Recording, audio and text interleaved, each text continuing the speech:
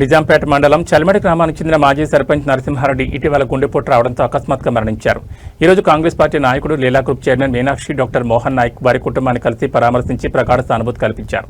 గ్రామస్తులు నరసింహారెడ్డి సేవలను గుర్తు చేసుకుని చింతించారు.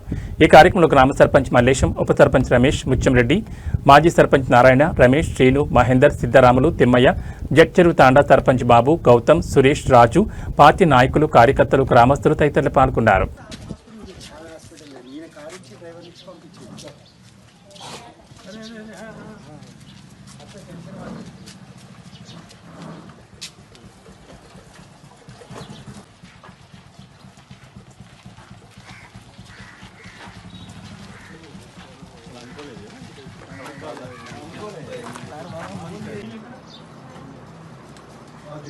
BTech final.